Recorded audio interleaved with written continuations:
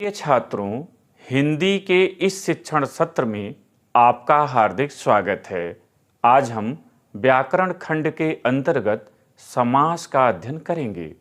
कक्षा 9 और 10, कक्षा 11 और 12 हिंदी के पाठ्यक्रम में समास से संबंधित प्रश्न 2 अंकों का पूछा जाता है। यद्यपि कक्षा 11 और 12 सामान्य हिंदी के पाठ्यक्रम में समास सम्मिलित नहीं है, फिर भी माध्यमिक कक्षा के विद्यार्थी को संधि, समास, रस, छंद, अलंकार, उपसर्ग, प्रत्यय आदि से परिचित होना चाहिए। इस भाग में हम समास की परिभाषा, उदाहरण और उसके भेदों की चर्चा करेंगे। तो आइए प्रारंभ करें। समास का शाब्दिक अर्थ होता है संक्षेप, अर्थात विस्तृत को संक्षेप में व्यक्त करने की प्रक्रिया को समास कहते हैं। समास शब्द स्वयं 2 शब्दों के योग से बना है और वे हैं सम तथा आस। सम का अर्थ होता है पास और आस का अर्थ होता है रखना।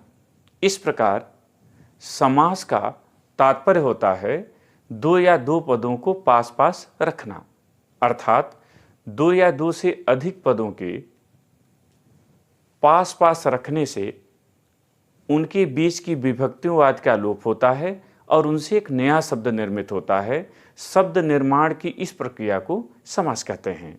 इस आधार पर समास की परिभाषा होगी। परिभाषा हुई 2 अथवा 2 से अधिक पदों के सार्थक मेल को समास कहते हैं, अर्थात जब 2 पद पास पास आते हैं तब उनसे एक नया शब्द निर्मित होता है।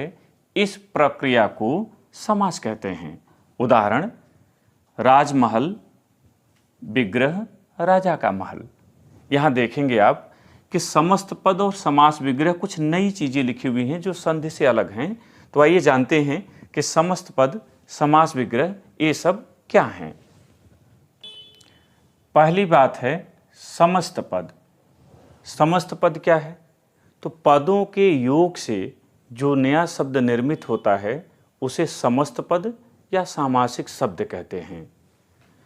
कोई भी समास 2 या 2 से अधिक पदों से निर्मित होता है तो उसके पहले पद को पूर्व पद कहते हैं। जैसे यहाँ राजमहल में पहला पद है राज, तो राज यहाँ पूर्व पद है, और अंतिम पद को उत्तर पद कहते हैं। यहाँ अंतिम पद है महल, तो महल यहाँ है उत्तर पद।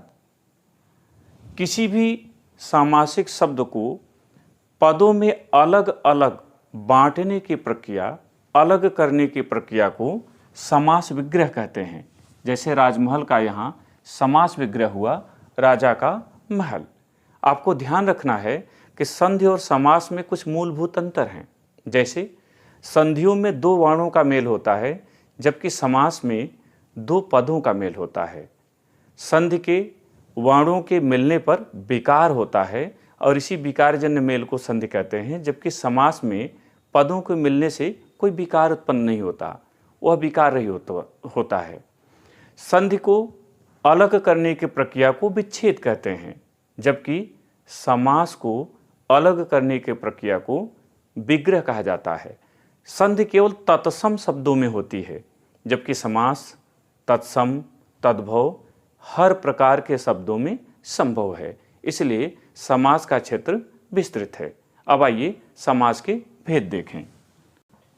पदों की प्रधानता के आधार पे हिंदी में समास ये 4 तरह के होते हैं। पहला पूर्व पद प्रधान अव्ययी भाव समास, इसका पूर्व पद यानी पहला पद प्रमुख होता है। दूसरा उत्तर पद प्रधान। उत्तर पद प्रधान में 3 समास होते हैं, तत्पुरुष, कर्मधारय और द्विगु। यहाँ माना गया है कि कर्मधारय और द्विगु ये दोनों तत्पुरुष के भेद हैं। तीसरा दोनों पद प्रधान। दोनों पद प्रधान एक समास है और वह है द्वंद्व, इसमें दोनों पद प्रधान होते हैं। और चौथा है अन्य पद प्रधान समास और इसमें बहुब्रीहि आता है। इस तरह से हिंदी में कुल 6 समास होते हैं। पहला हो गया अव्ययीभाव समास, दूसरा तत्पुरुष समास, तीसरा कर्मधारय समास, चौथा द्विगु समास, पांचवा द्वंद्व समास और छठा बहुव्रीहि समास। इस प्रकार हिंदी में कुल 6 समास होते हैं। इस भाग में यहीं तक। दूसरे भाग में हम लोग अव्ययीभाव समास की परिभाषा, उदाहरण और उसकी पहचान के विषय में अध्ययन करेंगे। बहुत बहुत धन्यवाद।